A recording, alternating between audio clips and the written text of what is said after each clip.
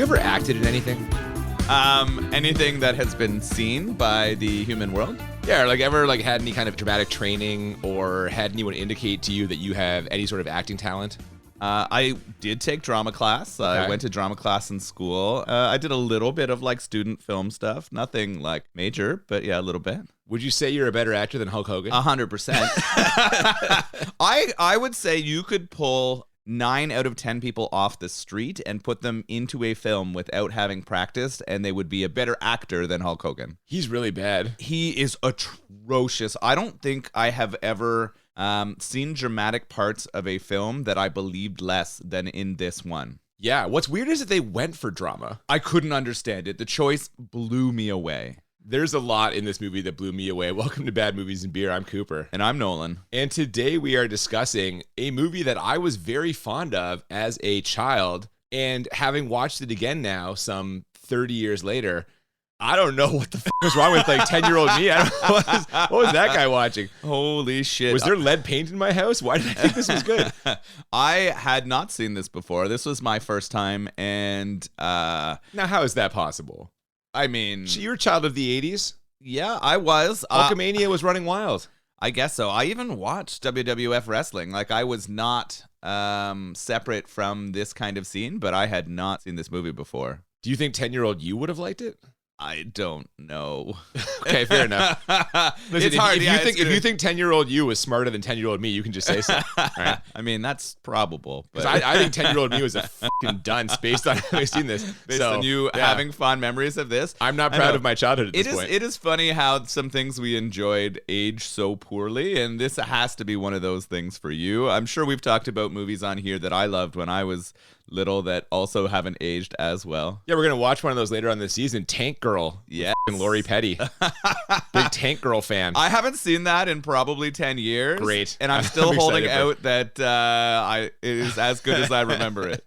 Well, I guess we're going to find that out later. But for today, we're going to be going through everything that happens in this action comedy romance. I think it would be best described as a wrestling made-for-TV movie. It should have been a made-for-TV movie. That's what it felt like to me the entire time I watched it, is that I was watching a made-for-TV movie, particularly the drama. Like, it almost felt like it should go into the Hallmark movie category. Yeah, or like the W Network or something. Yes, that is the kind of movie it is, but it was created by the people who own and run WWF. I would say Cinemax, but it was decidedly PG in a number of hilarious ways that we'll cover later. Yeah, and that's actually probably one of the biggest problems I have with this thing. Well, this is your problem with every movie. Not enough nudity. That's all this guy talks about. Where's the nudity? More nudity.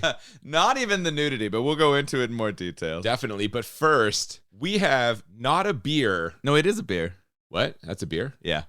Well, I'm glad you're here because I was about to say, today we are drinking a barley wine. Yes. Which is apparently beer, I'm just learning. Yes. So, we're heading back to Great Lakes Brewery. So we've done a couple of their beers. We had Thrust for our Body of Evidence episode, right? Which I love that. Still tickles me. Yeah. And then we did the Limp Puppet for our puppet porno special event. Yeah, this will be our first non-sexual Great Lakes beer connection. So the beer we're drinking today is called the Beard of Zeus. And in the movie we're watching, No Holds Barred, the main villain, his name's Zeus. Yeah, this follows our long tradition of picking up beers named after the worst characters in movies. Remember we did the fucking sheriff for Human Tornado? Yeah, so awful. This kind of follows along that tack. So it's a barrel-aged barley wine. Now, it is deceptive. You were saying maybe we weren't drinking a beer. It is a beer because it is sugars taken from grains and turned into an alcoholic beverage. So they still take the grains, the barley, and they pull the sugars out and make it. Wines are made from the juice of fruit. I didn't think this was wine. I just thought barley wine was some drink that does not fall into the beer category. I'm aware that there is a difference between this and actual wine. Yes, just put that out there. But the reason why they call it a wine is two things. One, the alcohol content. This is an 11.8. So it is much closer to drinking a wine. And then the other reason is the complexity of flavor. Quite a few breweries kind of dabble with. It's not a super popular style, but I think because of the alcohol content and complexity of flavor. But I think it's something that brewers really like to play with because it gives them sort of a different outlet, and you can get a lot of different flavors. We were talking before, and we both only ever had maybe one, they can have really distinct or different flavors depending on what the brewer has done. So this could taste completely different from that, I think. So Well, I hope so, because I recall not enjoying that one. So hopefully there's something different. But an added twist with this is not a recent release. No, so barrel aged and also they bottle aged. So apparently these are better after they have been sitting around for a couple years. And you've kept this one for a couple years. Since 2019, I believe. Holy cow. Yeah. So this has been aging for 4 years? Yeah, when they released it, they're like best after, I think they said like 2 to 3 years. So we've gone almost a full 4 here, and we'll see if that adds to the complexity of flavor you're talking about. So we're probably going to be really drunk, and hopefully we are not really sick after we drink this, but I think we'll be fine. I don't know. I'm looking forward to trying it. Well, let's get into it. Yeah.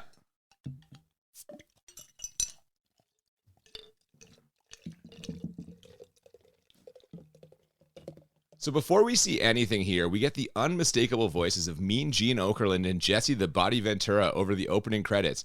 After some to-be-expected comments about Ventura's outlandish outfits, they mention the sold-out crowd who is here to see the WWF champion, and that's who we see when we finally fade in. Hulk Hogan himself, snarling and shaking his head side to side, wearing his trademark blue and white. Wait, what? Oh man, when we get the credits happening and you can hear the wrestling commentators coming in, I knew that you were going to be excited. I was like, this is super nostalgic for Cooper here. That took you back too. Come on. I did recognize both of them. I almost skipped over your comment there. I did find it weird that he was not wearing his trademark yellow. I don't even know why they didn't just keep him as Hulk Hogan. Well, yeah, that's the thing. I was going to say he isn't actually Hulk Hogan, although you'd never know it by literally everything that happens in this movie. No, his character's name is Rip, who flashes his trademark rip 'em symbol and urges the insanely pumped up crowd of extras to rip 'em. It's pretty rough. We know that Hulk Hogan was known for tearing off his shirts, and I guess that's where this is coming from. This seems like some kind of weird altered universe. Yeah. Like it is the same person, but it doesn't feel like it's in our world. The crowd here is really into it, but I'm also struggling to know the time frame. I didn't look on the DVD when this came out. So 89. So it was late 80s. Yeah, literally. In fact, this month, we are about 24 years away from all of this playing out in real time, including Zeus making his WWF debut, in real life. He wrestled some matches. Oh, really? To promote the movie. Yeah, they brought him in to actually fight Hulk Hogan in that's a couple hilarious. of tag team matches. Yeah, this all happened 24 years ago this month. So this was the brainchild of someone at the Vince McMahon, 100%. Okay, so this is his baby. He probably wrote it too, right? Based on the quality of it. Produced it, aggressively masturbated to it. All the things that Vince McMahon would do. So that makes more sense to me because I was struggling to place it. I also don't understand why it's called No Holds Barred. I think that's pretty clear as we go along. But first, before that happens, Rip is accompanied to the ring here by his trainer, I guess, Tony, and also his brother Randy, who, we learn via Mean Gene's commentary, Rip has been more than a brother to, especially after the tragic death of their parents. Just seamless how they worked this in here. It was so subtle, I almost missed it. So this is where I'm already getting holiday movie, TV made for movie vibes here, right? The Rip character is now the only one that this boy has left, right? This teenage boy has left. And you know that that's going to come back up. Oh, God, yes, 100%. Yeah, they're going to use that for sure. Yeah, there's not a lot of subtlety in the plot here or in the way they're working things out. This is where I kind of figured Vince McMahon had a large role in this. There's no subtlety at all, which is a classic Vince McMahon trademark. Now, Rip's opponent for the night is number one contender Jake Bullitt, who's rocking the teased hair and smoky eyes of a young Pat Benatar. And Rip makes short work of him, much to the delight of the crowd. But not everyone who's watching is quite so thrilled. We see a rival television executive watching from his boardroom. He's acting very smug when it appears Rip might be on the cusp of defeat. But by the end of the match, he is positively livid, throwing his remote at the wall and making his feelings clear to the other executives. I guess there'll be no thunderous celebration here, huh? Not when you're last in the ratings. Again! I want that jockass on this network. 10 o'clock, tomorrow, boardroom. Talk to me. And just like that, we've got what's going to pass for our plot. Oh my goodness. So this match is pretty quick. Now, I will say, in sort of classic Hulk Hogan style, the person fighting against him has him ready to go down, and we get that like rally and get back up stance. He hulks up and takes him out. So you know that we're going to start with that, and I can only assume that when we fight the big bad at the end of the movie, we're going to get the exact same thing. This is every Hulk Hogan fight ever. They're all like this. Yeah, every single fight is the exact same. We are introduced to this rival network in exec, and we're getting an extreme and what will be consistent overacted angry executive position. I recognize the person who's acting it, but I couldn't pull his name. Wayne's World. He's Kurt Fuller. He also plays the sleaze, like Rob Lowe's second-hand man in Wayne's World. It's probably what I know him best for. He's been in a bunch of stuff, though. Yeah, that makes sense. That I make that connection now that you've said it. So he's the head of WTN, that rival network, and they do not like that Rip is getting all of the best ratings. This is when TV ratings were the king of raising advertising revenue, and he needs it at his network instead. So we know he's going to be going after trying to get Rip to be a part of his company too, or to fight on his network, I would expect. Yeah, you know what else he doesn't like? Jockasses. Oh my God, I laughed so hard. He calls him a jock ass, like, I don't know, probably half a dozen times. Oh, in this easily, movie, yeah. And I have never heard that term before. Me neither, man. Like you call someone a jock, but like it's like some weird like derisive version. You jock ass! Like I didn't understand what that meant. Like obviously he doesn't like jocks, but he is also an ass. Like, is it a combination of jock and jackass? I guess so. Yeah, maybe they're trying to put it together. Insult. Was this a real insult? I don't think so. I don't think so, but maybe like. This, because it is PG, this is what was like acceptable. I wonder if they had other words in and they had to change it to keep the rating, because this sort of insult doesn't make sense to me.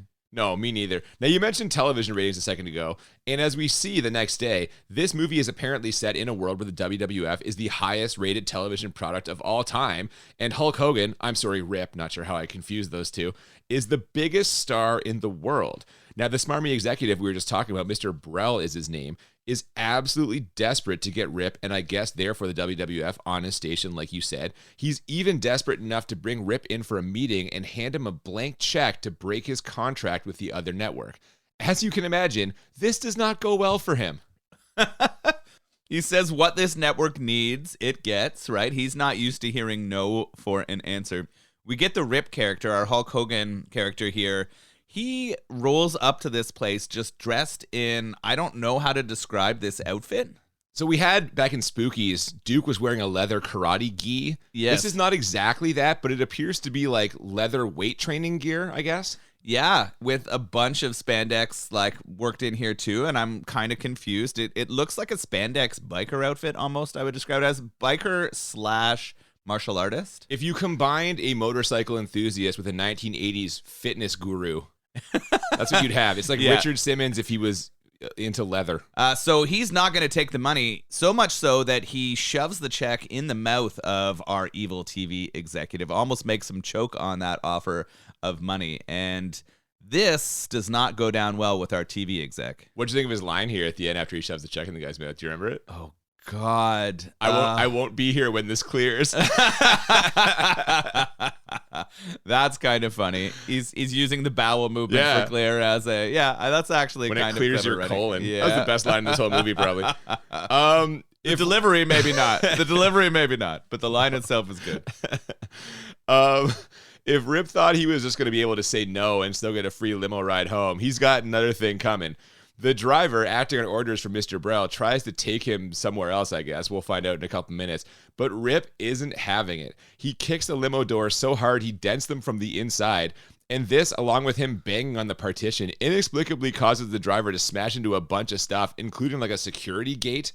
I don't really know how to describe this. It's kind of like a chase scene, only the limo driver is trying to get away from the guy in the back seat. Why is he crashing into so many things? I don't understand why our Hulk Hogan, our Rip character, kicking doors is making him lose control of the limo. That's what I'm saying. Yeah, he's not kicking it enough that it's moving the car far enough that he's going to crash into stuff. He was told to take him to the garage, which I guess is a place where they punish people who don't give them what they want.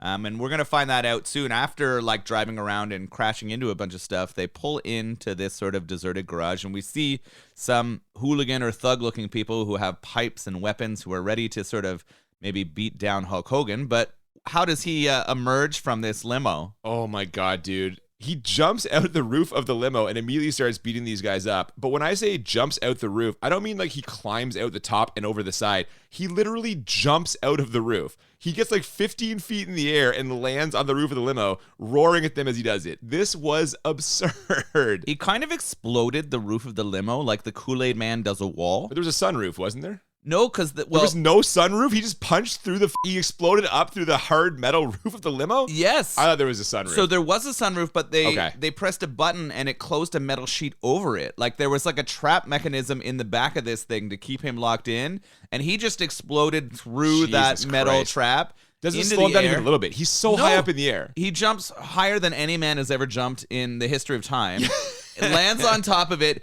and just starts demolishing these goons. He throws at least 3 of them through windows, which is hilarious. I actually like that kept happening. And then he like takes out the one who's trying to hit him with a pipe. And he is just dummying him all the while. The limo driver, the guy who brought him here, is like shaking in his boots in the front seat. Well, and he should be, because once Hogan's done dispatching with these guys, he immediately rips the door off the limo, pulls out the driver, and holds him up, snarling and growling in his face until he notices something. What's that smell?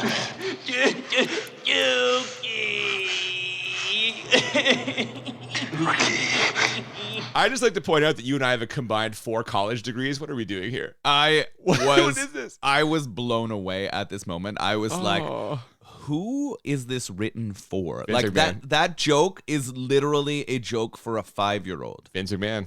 Holy He likes poop humor. Oh my God. So this limo driver is pissed and himself.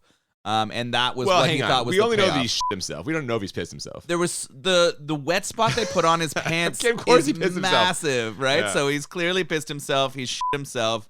And so he's not going to get his ass kicked by Hulk Hogan, I guess. I mean, this whole scene is just absurd. Yeah. I don't understand why they chose to have both the Hogan character and the Zeus character later like express most of themselves through growls. They're like wild animals. Yeah. He's like a wild animal. Yes. Yeah. And it's completely baffling to me. The only like thing I can think of is it was just too hard for him to deliver more lines than he does. That's my theory for Zeus that we'll see later too. Yeah. Oh my gosh. But yeah, this payoff joke at the end was so disappointing. I'm embarrassed. Like literally. Yeah. Oh God. Yeah. What are we doing here? I don't understand it. I asked myself that several times while watching this movie. Well, here we go. Let's keep it going. In the next scene, Rip is meeting with some executives who I guess are from his current network. Either way, the lady running this meeting introduces herself. Her name is Samantha Moore, and she's got some big ideas for what Rip should do next. He's got some big ideas for her too, but based on Hulk Hogan's hammy facial expressions, these ideas are mostly sexual. He's just leering at her, man. He seems like he finds her quite attractive. He doesn't find her proposals that attractive, though. It seems like it doesn't fit his brand. She is very corporate. She wants him to monetize most of his actions here. And all he can say back to her is, what about the charity work? Yeah, he's big into charity work. Do you think a few women in the 80s looked up from a bar and saw Hulk Hogan staring at them the way he was staring at that lady there? I'd say more than a few. Probably, right? And he banged it with this giant dong. Does he have a giant dong? Did you ever see any of those Hulk Hogan sex tape photos? No. Oh my God, it's like a thermos. Yeah. Oh my gosh. How did they keep this then a PG movie? By keeping that thing contained. Barely in one scene. But that's true.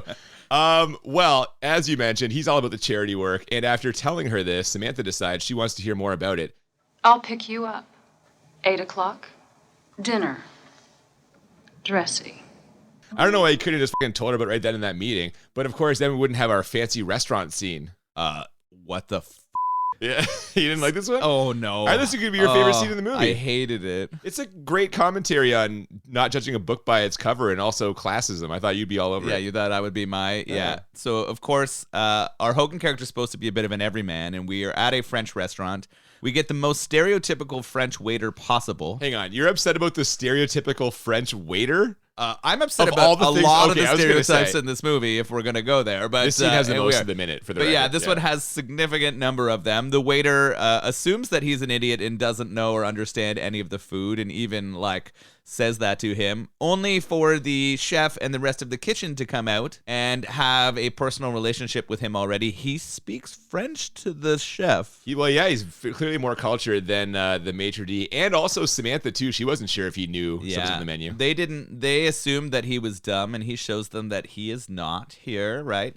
Although he's an everyman, he is also still cultured, or at least enjoys his food. Yeah, there's a clear agenda in this scene. It's meant to subvert everyone's expectations about what kind of person a pro wrestler is, and vicariously what kind of people wrestling fans are.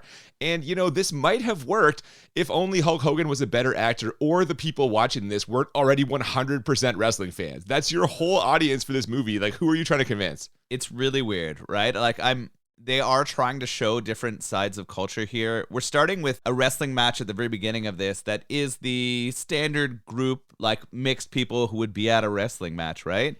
And by the end of this, we're at like a wrestling match where it's all people in like fancy dress outfits and shit. And I'm confused about why that is the like target market for what wrestling is, or maybe they're saying that's not what it's supposed to be. The opposite. Those are the bad people. See, the true, the good people, the salt of the earth people are those original fans.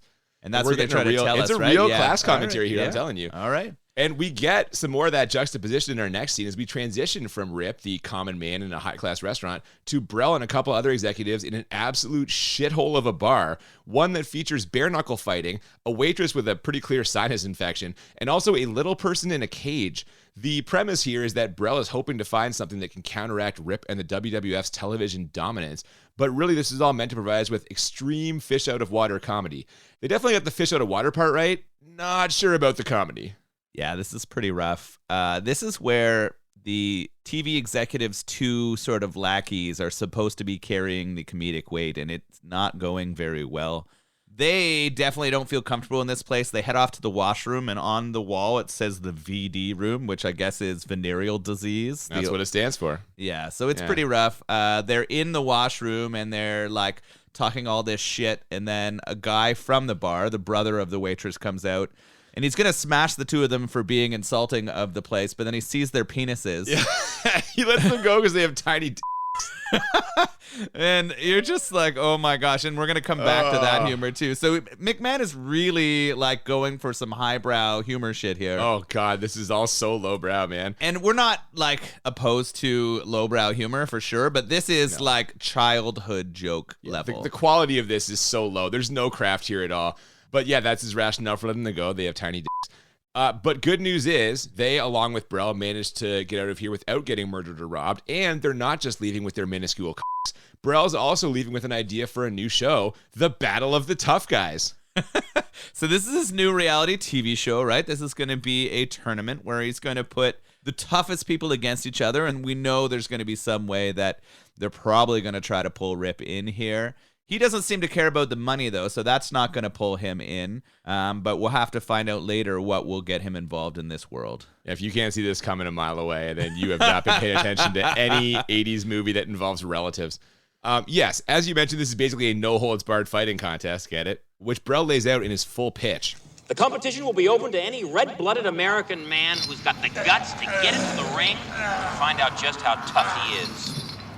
The winner will receive $100,000, tax-free. And as we quickly see, while Rip doesn't want to do it, he's got a whole bunch of other takers. Yeah, we got a whole bunch of stereotypes of strongman here, of different groups. Kind of these hilarious 80s stereotypes of what a tough guy is. And we're going to head on and see this no-holds-barred match soon. Yeah, this is basically a freak show, and they all battle it out for a while until a huge black guy busts in like the Kool-Aid Man and starts tossing people all over the place. We see Rip and brother Randy watching at home, just awestruck by this guy's power, but it turns out that Tony, who is also there, recognizes him immediately as someone he used to train. It isn't until this guy is done manhandling everyone else in the bar and Brel declares him the winner that we finally learn the intimidating stranger's name. Zeus. Oh my goodness. After he breaks through the wall, he picks a woman up by her head and tosses her into like a barrel. I don't know. It's really, really hokey. He has a unibrow and one of his eyes isn't why does working. he have a unibrow? I've never understood that. I don't understand at all. Is that meant to be more intimidating? I mean, it certainly makes him seem crazy. They definitely make him appear to be someone who is off his rails. Like he's not managing well with life here. Turns out he spent some time in jail for beating somebody. That's pretty what Tony brutally, tells us, right? yeah. Tony tells us that. When I looked this movie up, they called it a racial battle.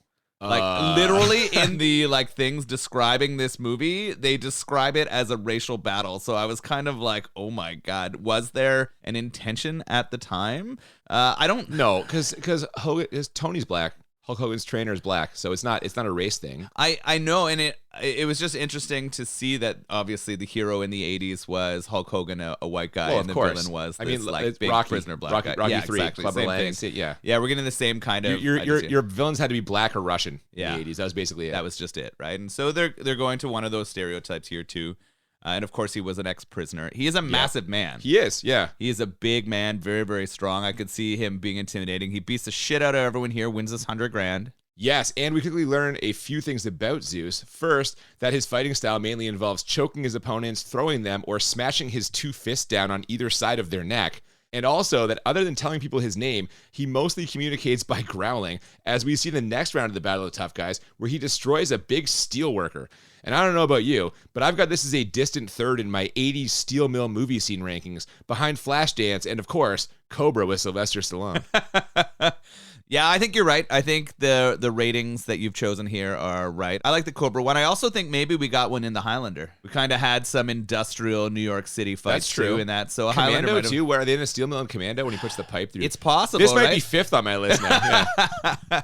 What we've learned is those industrial settings seem to encourage some pretty good fight scenes. Definitely a good location for battle scenes in the 1980s. Sure, yeah, it's steamy, it's hot, there's like dirt and grime and metal clanging, shadows. Sparks tend to add some tension to a battle. Yeah. Speaking of tension, any concerns Rip might have had about Zeus seem like a distant memory in our next couple of scenes, as he heads out on some kind of promotional tour with Samantha after first introducing her to his brother Randy, who you will remember is an incredibly important part of his life because Mean Gene Okerlund told us so, and then thwarting a robbery attempt at his favorite local restaurant. Two men enter with guns drawn, and he somehow manages to stand up, rip a couple of counter stools out of the ground, and throw them across the room with these guys before either one of them notices or shoots him. And I should mention that not only is he basically 7 feet tall, he's also wearing a bright blue spandex outfit that you'd think might catch the eye of these two robbers. This whole scene is just baffling. The characters in this movie are more ridiculous than the characters in the WWE or WWF. Yeah, they kind of are, like more cartoony. Yes. In a way. Yeah, like it's less serious than that, which is quite a stretch. This scene in the diner is ridiculous. He picks up a stool, rips it out of the floor, and throws it and takes out one of the like gunmen immediately. And then we have one guy left with a gun. He's kind of waving the gun around, but Hogan is using cream pies to fucking hit him in the face and stop him from shooting him. I forgot about the pies. He's throwing cream God pies damn it. across the diner, and they keep hitting this guy with the gun in the face until Hogan is able to rush up and basically disarm him. He moves so slowly, though. How did they not shoot him? Like, this took him forever. I mean, absolutely, they would have killed him in a real situation. It is a movie, though, and one that is PG. So you know this happening. What I'm thinking the entire time, though, is the amount of damage he is causing by smashing everything and like smashing these guys through tables is going to cost way more than the petty cash that would have lost from them walking away with the money. That's a great point. Like Yeah. Hogan, He'll pay it back. Hogan He's a good literally guy. smashes the whole place up in order to capture these two guys. Yeah. Rather than letting them walk away with like $200 in cash. You know what, though? The owner of the restaurant doesn't seem to care. Everyone's very happy, and Samantha is suitably impressed with his heroism. It even seems like she might be giving him the same "f me" eyes he was sending her way earlier. But when they arrived at the hotel that night to find out they've mistakenly been put in the same room, she's suddenly a lot more standoffish, and thus begins what is, in a weird way, the most poorly acted scene in this whole movie. They decide to go for a weird combination of rom-com flirting and introspective drama, and they do not pull it off. Not even a little bit. Oh, God, no. This is rough. I mean, it's interesting. When we're at the end of that diner scene, there's a point where you think he's going to be able to have a threesome with the diner owner and Sam. Like, they're both all over him. If this was not a PG movie, he would have been f***ing them both on the counter of that diner. Good Lord. Yeah. That cream pie would have been a little different. Kind of cream pie. Exactly. For sure. Now, when they get back to that hotel, it gets a little awkward because there's only one bed in one room. Hogan proceeds to set up his own little tent. He takes tape and puts it across the entire room and then spreads a blanket over the middle of the bed so they each have their side. Yeah, it's like a wall. It's like a makeshift wall. Yeah. He like strips down to his sort of sleeping / workout gear, and we get the Sam character go in the bathroom. She decides that even though they're sharing a room and she's uncomfortable with him, she's going to get into like basically 80s lingerie to sleep. Well, she has like little shorts on, but she's wearing only a bra, which she then tries to sleep in later. What woman sleeps in a bra? No woman would ever do this. It was really weird. Yeah, I found her like sleep attire problematic. I think this was an attempt to make it slightly titillating for the young boys who were watching this movie. Like that's definitely the audience of this. So they both have a very awkward conversation. There's weird tension. He's basically calling her a prude and like she doesn't have fun. And she's like, I'm too busy. I work too much for that. Like, I can't. They're both kind of like lonely. He sympathizes with that. Yeah, they are both kind of lonely. And you're just like, oh, this is so bad. Like, I was really struggling. It's poorly acted. But she seems to go to sleep, but then she wakes up to what might be the funniest moment in this Well, I was movie. going to say, if you think the drama was bad, the comedy in this scene is just as bad, if not worse. She wakes up, and the other side of the bed is just a rockin' and rollin'. Squeaking, there's like heavy breathing. And all you can assume is that he is just fucking the shit out of his on the other side. Like that has to be what they are insinuating, right? Yeah, or that lady from the restaurant caught up with them. She came over, and she's over there, which could be true too. But she doesn't just fall back asleep. I guess it's hard when your bed is bumping up and down that much. She decides to go down to the foot of the bed.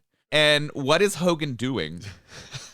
He's aggressively doing push-ups off the end of the bed while wearing only bright orange European cut underwear. Oh my God, they are so short. These are the ones where, like, when you described his hog as large, I was like, it's barely being contained in there. Like, it should be coming out the bottom. They're like bikini bottoms, like 80s bikini bottoms that he's wearing. Yeah. Yeah, so he jokes with her. He finishes his workout He tells her gear. not to wait up for him. Yeah, she tries to lay down and go back to bed, but when he jumps on the bed, what happens? Well, he's enormous, so when he flops down in the bed, it breaks, which causes her to like roll on top of him. And she, of course, gets angry and accuses him of doing it on purpose. And this is where we get the big dramatic moment in this scene. He rips that makeshift divider off the wall and tells her, You don't need this. You build bigger walls than I ever could.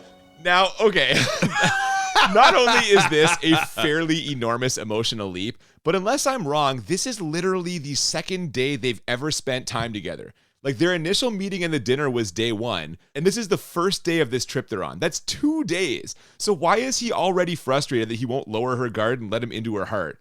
And she's his boss. Or wait, is she his boss? I can't even tell. But this is completely absurd.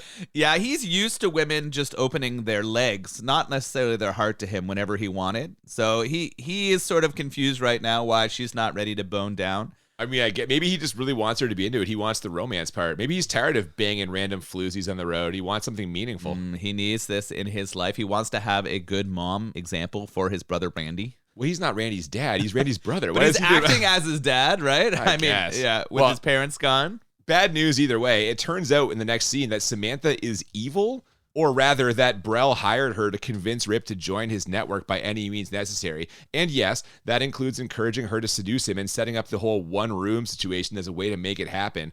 Now, she is unhappy about that, and when she fires up at Brell, he slaps her right in front of the other executives. But because it's the 80s, they do nothing, and he's allowed to just keep on being an executive. Not a surprising reaction. They are... Thankfully, at least the other guys seem to be like upset at this, although their conscience seems to disappear later in the movie when they're fully willing to kidnap her. Yeah, that's a good point. Yeah. They're like quietly upset. No one says anything or they kind of look a little uncomfortable on the face, but they do not in any way chastise him. Yeah. I thought for a second they were going to go after her, but she gets out of there and heads back to our Rip character. She goes to see Hulk. And then we get some more of this drama that is just not even close to being pulled off. Yeah, you're right. And they keep making these choices. She goes running to Rip to confess everything. And in addition to the drama, we get some extremely PG romance here. He like tickles her for a bit and they exchange a couple of packs until a TV interview with Zeus mercifully breaks up these grade school shenanigans. Turns out he can talk after all, and he challenges Rip to a fight. And as we see the next day at some kind of charity wrestling picnic, Zeus is not going to take no for an answer. Oh my gosh, this picnic is hilarious. What is this event? Is it to raise money for the restaurant he destroyed? Probably. I mean, it looks like a charity event for children. I don't see many parents here. It's just a whole lot of children plus Rip and his sibling and their friends. And you're like, this is weird. It's a little uncomfortable. Hogan's making the kids wrestle. Yeah, and he's like, while they're wrestling, he's saying that like they're both winners for trying and having fun, and you're just getting a positive message, man. Oh my god, you're just getting an out of control positive message coming from the Rip character. This volunteer stuff's going on, and all of a sudden it's interrupted by the sound of a helicopter. Yeah, that of course is Brel along with his cronies and Zeus. And he's basically there to, again, challenge Rip to the fight because Brel is also not taking no for an answer. And when this doesn't work out, he sends a man to intimidate Samantha. Luckily, Rip just happens to be nearby his motorcycle, and he, like, drives close to the guy to scare him off. And hold on. I need to stop you here. Yeah. He does more than drive close to the guy. Does he? Yeah, let me... So, two things kind of buzzes him, doesn't he? No! He literally drives his Harley at the guy, picks him up, drives him at a tree and brakes, and the guy flies off headfirst into the tree, crashes to the ground unconscious. Well, that's a lot more action than I thought we got in this scene. Oh, it's brutal. We can see, though, that the TV executive is ramping it up here. He's going after Sam and roughing her up. Who do you think the next target of this is going to be? Well, this is the thing. In the next scene, we see Zeus training. I guess you'd call it training, just beating the fuck out of some guy. And brother Randy is inexplicably there with one of his friends taking all this in. What the f*** is he doing there? What a terrible idea. If you're your brother's being accosted by this network executive, your brother's girlfriend just got fucking almost kidnapped and assaulted, and you're like, hey, I'm gonna go over there where that Zeus guy is and see what he's up to. Like, of course this goes exactly the way you would think it does. Brel spots Randy when he finds his Rip's brother, brings him over to where Zeus is. Zeus, by the way, wearing the classic WWF outfit here with the big silver buckle and the Zeus down the side of his fucking tights or whatever. And Randy gets so upset about all the bad things they're saying about his brother that he punches Zeus in the face, which has to go down in the absolute pantheon of bad ideas. Still, you gotta love them busting out the paint by numbers 80s action playbook here, right? This could have been predicted by anyone, including the 10-year-olds that we were when we watched it. There's so much that happens to make it all work out, right? They're leaving after the fight, Randy and his friend, and they happen to crash into, like physically run into the network executive.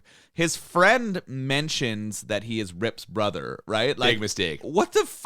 That guy's out of the friend group. If I was Randy, I'm like, you know what, dude? He doesn't kick him out, but Thanks he should have been out. Yeah. But so the friend gives him up.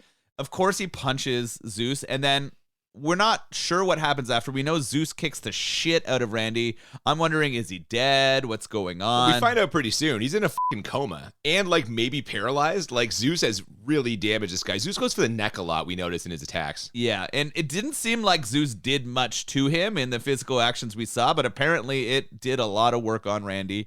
It's just so ridiculous. So we transition from him like getting his ass beat to him being in a hospital. Yeah, and I think to highlight the absurdity of all this, like he should now be in jail. Again, we know he was in jail for assault. He just crippled a kid. Like at this point, he's back in jail. Yep. The movie should end right here with Zeus going back to jail and the network executive going to jail. But it doesn't because, you know, we're in a movie. And obviously Rip is furious about this, which he demonstrates by showing up at Zeus's training facility, a real one, not the burned out warehouse the last scene was set in, and trashing the place, screaming over and over again.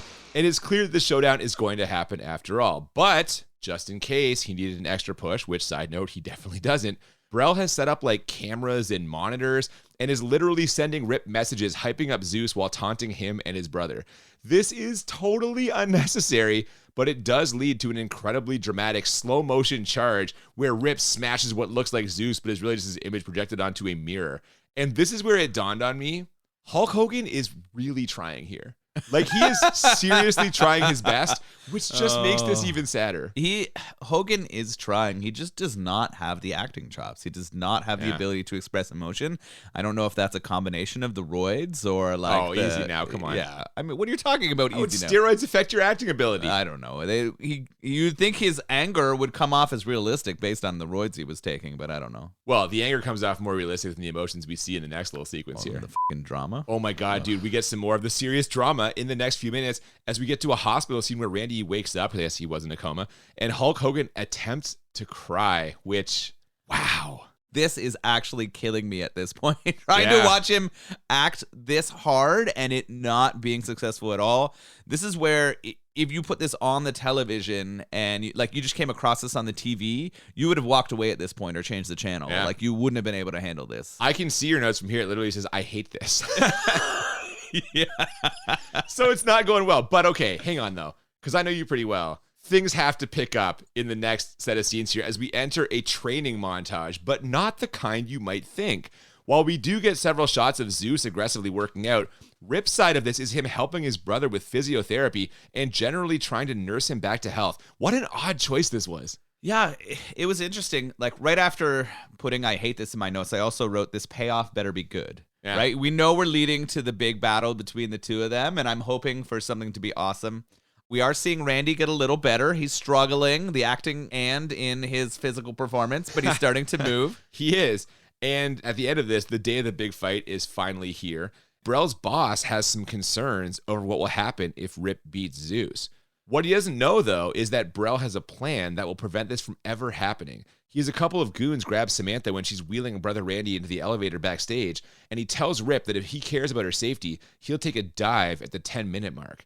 And like I said, why isn't this guy in jail? At this point, just call the cops. If you're Rip, you don't need to do this fight. Get on the horn to 911. Samantha will vouch for the kidnapping. Randy will vouch for the kidnapping. Tony will vouch for the kidnapping. This guy's going to hey, Randy, why are you in a wheelchair? That guy assaulted me under orders of this guy. They'd all be in jail and we'd all be on our way. Yeah, no, you're right. It doesn't make any sense. The fact that it's a movie is what keeps us moving. It makes me wonder how Vince McMahon feels about TV executives and the decisions. Like, is this character at all driven by his own persona? Any psychiatrist could have a field day just dissecting what this movie means for Vince McMahon's fucking mindset. Like, you have a feast here. He must not feel like the actions of this guy are like, they're clearly making the TV executive the villain, but his actions that are illegal don't seem to have consequences. And that, to me, says something about Vince McMahon. I don't know. For sure. Now, we obviously can't call the cops, we've already said. So instead, Rip tells Tony he's got 10 minutes to find her. And with that taken care of, it's time to head to the ring. What'd you think of Zeus's outfit here? Oh my gosh. That belt buckle you described earlier is pretty glorious. The big Z metal belt buckle I enjoyed, but he has these shoulder pads that have been created out of metal, and they are just Are they hilarious. metal? They were just like shiny, like they look like those things that people put across their cars to like stop the sun from making their car too hot. You know, those things like a windshield.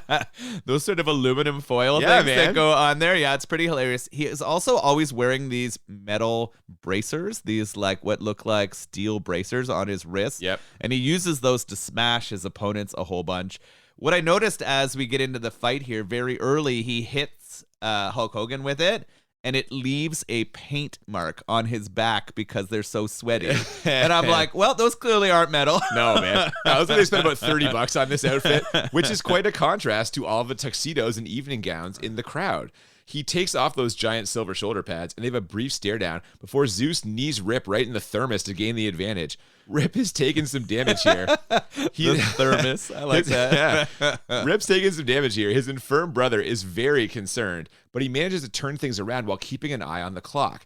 As we see after a cut to the room where they're holding Samantha, though, she might not need him to last 10 minutes after all. Yeah, she is able to sneak past these idiot guards and network executives and Well, they're watching the fight. They get so captivated by the fight and they don't even watch it anymore. Which is funny. This fight is interesting. It's, of course, the same kind of story that we have in every Hulk Hogan fight where he gets way down and gets beat up early and has to make a comeback.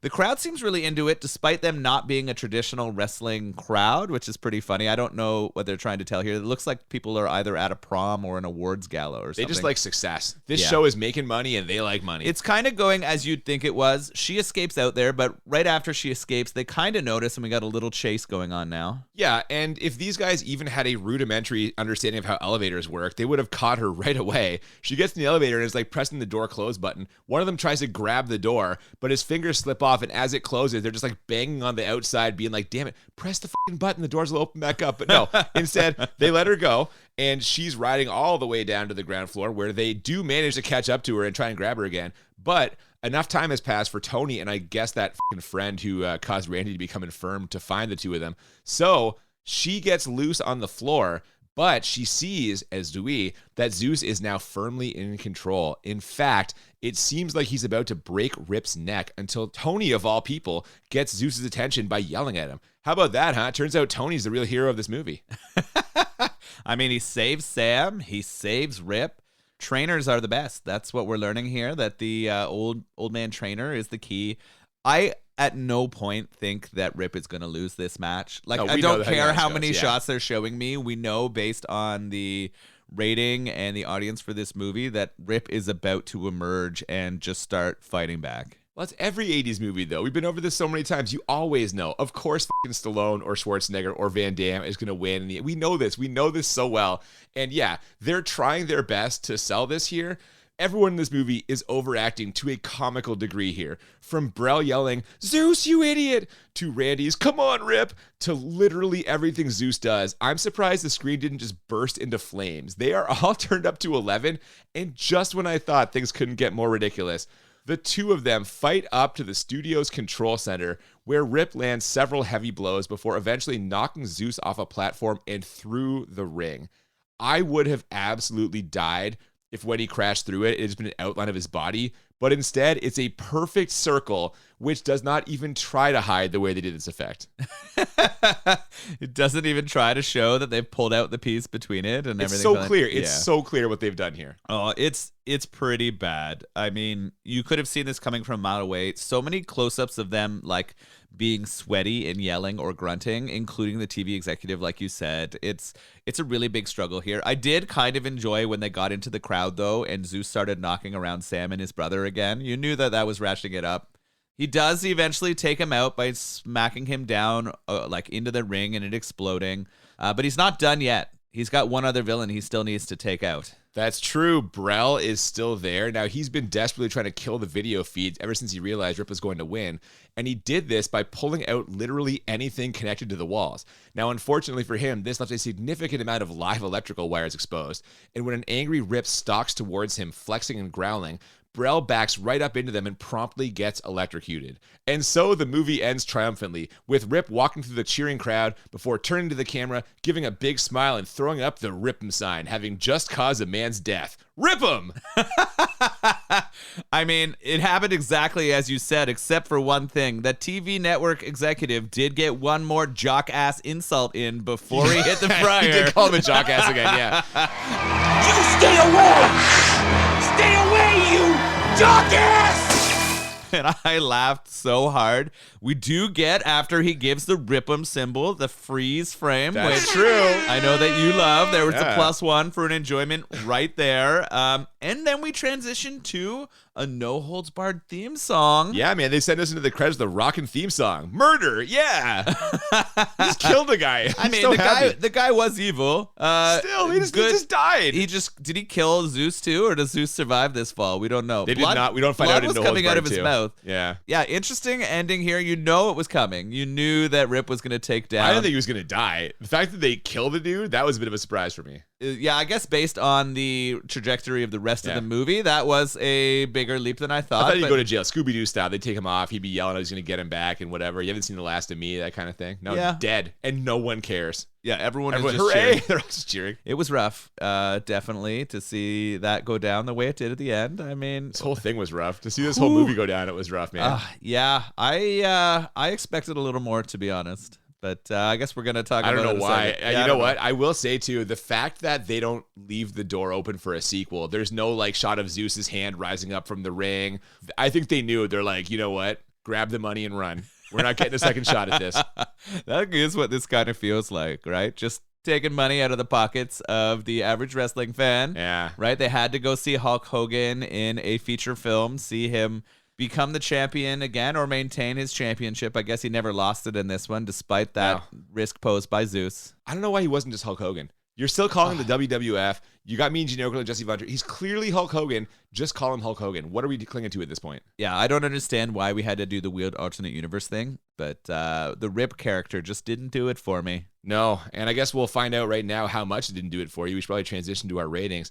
The way we do this, we rate the movie on a scale of 1 to 10 two times. 1 to 10 for how bad it is, 1 to 10 for how enjoyable. And the goal is to find movies that are a 10 out of 10 on both scales, or what we call the Crit 20. And for me, it's going to be in play because this movie is 10 out of 10 bad. Like you said, this feels more like a made-for-TV movie or like a straight-to-video. The acting is fucking awful. Hulk Hogan has no business anchoring a movie. The romance part with him and that lady, not even a little, they have zero chemistry, not even a little bit believable. The effects are fairly laughable. The stereotype characters, the fact that any of this is allowed to get as far as it does, but all those people going to jail, like I said, just completely unbelievable. It's impossible to invest in these characters in a serious way. This thing just stinks out loud, and I think it's a 10 out of 10 bad. What do you think? There's no debating that. It is absolutely 10 bad. Yeah. I didn't even, often in my notes, I'll write down multiple, possible outcomes and decide based on our conversation. This was a straight 10 immediately. I was like, there's no chance. The story is so paint by numbers. You can tell Vince McMahon had a huge part in writing it. The acting is atrocious. I don't even think that there is a character that you could point to that did a good job. Is there a single closest person? call? Maybe the network executive guy, Brell. Maybe, but he's so over the top with it. Exactly, he pushes it too far, and it becomes completely unbelievable. The drama and comedy neither worked. No, right? Neither of those things pulled off. I felt it was a little bit slow. There was a lot of extra time, despite it only being because they made so many fucking dramatic scenes. Yeah, there's so much drama in this. It's just ham-fisted. Ham-fisted. I thought the sound was poor. The overdubbing of the voice and the effects I thought were bad. I thought the amount of grunting was just obnoxious. Yeah. More grunting than a porno. You could make a porn version of this and it would have less grunting. What do you think the screenplay, the pages of the screenplay, it was like rip, just brackets, growls? Is that all it was? It had to have been. Or did they phonetically type out it's so silly. It literally opens, the movie or the wrestling part opens with him shaking his face like a dog, making dog sounds. And you're just well, I know what's coming for the rest of this movie. And it's a lot of that. Yes, it is. I don't know. It's a lot. I think the stereotypes too. It's the 80s, but they laid into that a lot. So 10 bad. There you go. But how enjoyable did you find this movie on a scale of 1 to 10? I laughed. Not at the comedy for sure, but I laughed at the acting and at how ridiculous some of this stuff was. I enjoyed the little theme at the end. We finally got a payoff song at the end. That's not terrible. It wasn't a bad theme. Yeah. I don't know why they didn't work in more of that earlier. It felt like a wasted opportunity for me. It was in some ways slightly nostalgic. Yeah. But not enough to make me enjoy it really. I would say for me the enjoyability on this one was a 5. Okay, that's actually higher than mine, which is funny because we talked before we watched this. You asked if I'd seen this before. Of course I had.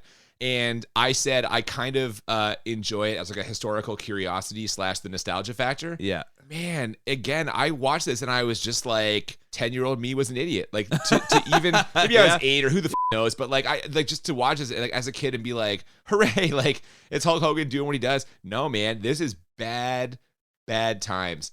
I laughed too. Again, not at the parts that were supposed to be comedy. A lot of the time it was that kind of eye roll, chuckle, oh my God, that kind of thing. But there were a few of those. It in a weird way, it captures the moment in time of my childhood. And so I'm always going to feel a little something for that. But that was not enough to get me even as high as a 5. I had this as a 3 enjoyable. Ooh. But because of the freeze frame, I will, of course, bump it up to a 4. The theme song is probably the best part of this. And they give it to us right at the end. So I kind of, in a weird way, my number might have been lower if we hadn't gone on that hot note there. Yeah. That's fair. I think that was the same for me. I think I would have had it lower. I think I didn't have a fond memory of it. Right. I didn't have any preconceptions. I obviously thought it was going to be a lot better than it was. But for me, this was sort of like a purely neutral movie. I wouldn't see it again. And the acting's so bad that there's no chance that you So could. f***ing bad, man. So 5 was probably generous. Yeah. I'm a little surprised you came in that high. I thought it was going to be like a 2 or something for you. So, what did you think about this fucking barley wine? So, as someone who hasn't drank a lot of barley wine, I have enjoyed the experience, is what I would describe it as. The flavor itself is pretty malty. You get quite a lot of different flavor notes in it. You described once when we were talking barley wines having a bit of a root beer flavor, and I even sense a little bit of that when I drink this. The alcohol is there. It is not there. Hidden. Yeah. You're not hiding it. It's something I would like to try more of, but it's not something I would go to regularly. Like, this is one where you're like, I'm going to enjoy or experience a barley wine tonight, and then I'm not looking to get drunk or have a lot of beer, right? This isn't something you do as a social thing. It's something you do to like taste and enjoy and experience. Yeah, this is a sipper. Yeah. We're both not finished, and we've been recording now for a little over an hour, so that tells you normally we're cracking our second or third by the time we're done one of these things. I will admit it was not as bad as I thought it was going to be. I was very nervous about this because I have very limited barley wine experience like yourself. The whole aged thing I wasn't sure about. It is a lot of like different flavor profile. There's a lot of different like notes in here, like you said, flavor wise. Like Great Lakes has done some good stuff in the past, and I'm sure if you are a barley wine fan, you're probably like, yeah, this is good. But for me, I don't think this is my kind of beverage, and I will not be having the barley wine experience again. I don't think. You're flavor never here going is, back to a barley wine, eh? No, unless we are pulling out for the podcast for some reason, I'm not going to do it. So nothing against the fine folks at Great Lakes, but this is just not my jam. And still better than I thought, though, to be fair. Like, I was expecting this to be just horrible. I don't regret trying this. I don't regret that we got to talk about this ridiculous fucking movie. So I would have never watched this, that's for sure, without the podcast. I don't necessarily recommend anyone else watching it. Yeah, go outside or read a book or something instead. This isn't worth your time. Well, there you go. Hopefully what will be worth our time is next week's movie. Next week, I don't know about you, this did not really satisfy my action movie craving. We haven't had like a straight up action movie in a while. That's going to change next week when we watch a little film called Champagne and Bullets. Ooh, I don't know what this is about. To be honest, I don't either. No? No, this is a Vinegar Syndrome release. It was released under their VSA series, and apparently is just ridiculous. It will involve guns and criminals and all kinds of things. And actually, when we put a picture up on our social media of like a stack of movies I bought from Vinegar Syndrome, one of our social media followers suggested that we watch this and pair it with not just a beer, but also bourbon. So next week, we're going to be combining. We're going to have a little champagne and bullet of our own on the alcohol side. You can probably fill in the blanks on what those will be. And we're going to watch what should be a ridiculous and hopefully very fun action movie. More fun than this and a lot more action. I'm excited. I'm guessing that is not going to have a PG rating, and that we're going to get the stuff that I enjoy. Yeah, we're going to get some real graphic shit, which is going to satisfy some of my needs that were not met here. There's going to be some blood. There's going to be some violence. There's going to hopefully be some nudity, and we'll have a good time with that. That'll be next week. Before then, if you have not already, please follow us on social media at the BMB Podcast on Twitter and Instagram. Feel free to send us emails, thebmbpodcast@gmail.com. Absolutely. We always love to hear from you, and we hope you'll join us next week for Champagne and Bullets. Until then, I'm Cooper. And I'm Nolan. And we'll see you next time on Bad Movies and Beer. Keep on ripping. Yeah, rip 'em. No ring, no ref, no rules.